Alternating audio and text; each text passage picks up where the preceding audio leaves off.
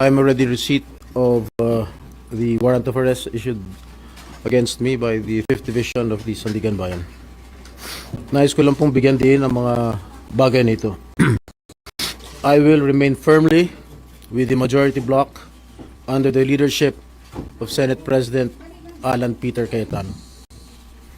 Hindi ako matitinag sa anumang panggigipit, pananakot, political maneuvering para talikuran ang aking paninindigan. I will not yield to threats. I will not be intimidated. I will not be pressured into surrendering my independence of judgment. I am giving instructions to the Senate Secretary to put on hold my salary. Personal kong pasya ito upang ipakita sa sambayan ng Pilipino na wala akong intensyon makinabang sa pondo ng bayan habang nililinis ko ang aking pangalan. At higit sa lahat, hindi ako papasa ilalim ng kustodya ng Senado. I will not seek Senate custody. Hindi ko gagamitin ang Senado bilang panangga laban sa mga aligasyon sa akin. Nakahanda akong ipagtanggol ang aking sarili sa hukuman at hindi ako magtatago sa likod ng institusyong ito upang umiwas sa proseso. Ipagtatanggol ko hanggang sa huli ang aking sarili para patunayan na walang batayan ang sa akin. Kalokohan ang lahat na ito. Mismo ang Senate Legislative Budget Research and Monitoring Office o yung LBRMO ang nagsabi sa Ombudsman na wala silang anumang dokumento o record na nagpapakita na ako ay nagpasok ng anuman insertion sa 2025 national budget.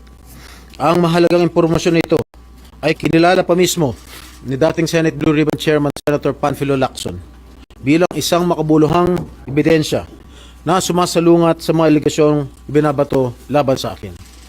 So how can the office of the Ombudsman file a plunder case against me not even alleged to be part of or the mastermind of the supposed scheme?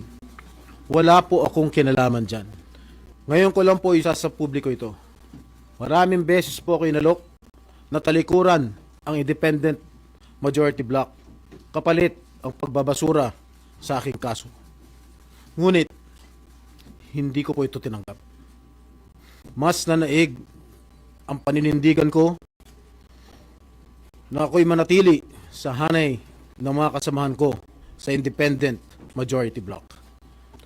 Ngayon kung tatanungin nyo kung sino sila, abangan ninyo ang susunod na kabanata.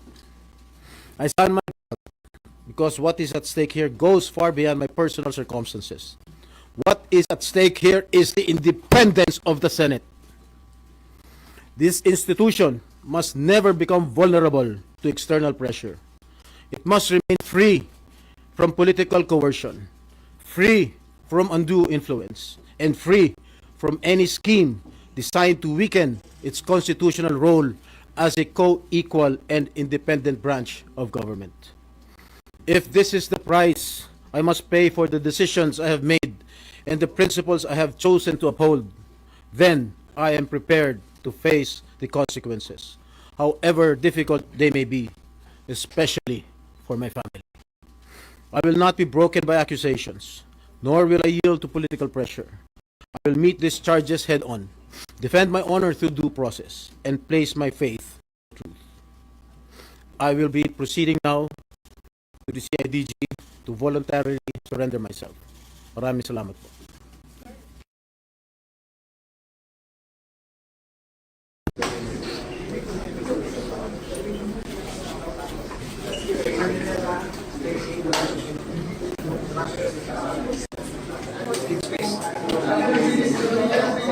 Usapan natin sa labas. Okay na usapan natin. Okay na usapan natin sa labas. Hindi sa loob ng Senado. We can go out. You can have... No. Even during Cory's time, hindi ginawa to. Even during Cory's time, Salonga did not allow. We are ready. We're going to walk him out. We can arrest him right after this. He is voluntary.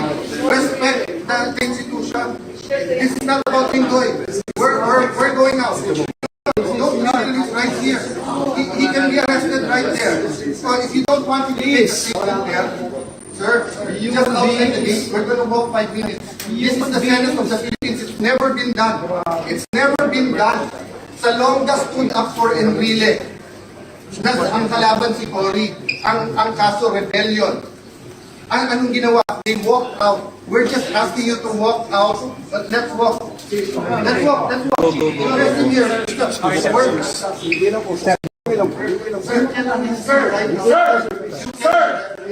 is the Senate. Sir, this is the Senate. Not for me. That's not for me. It's for the Senate, sir. Sir, that's for the Senate. For the Sir, kumain ka na lang. Kumain ka na right outside the door. Right outside the door. Right outside the door.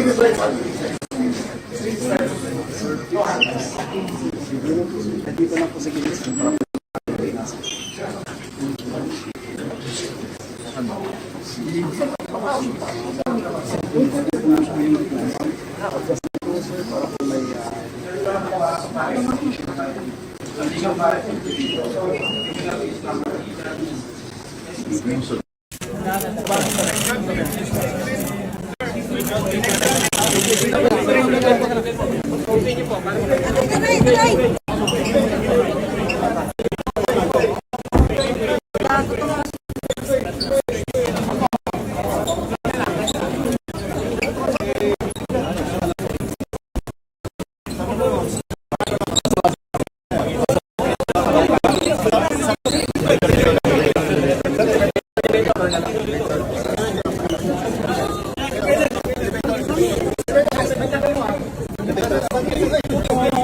SP, how will this affect the majority, SP? How will this affect the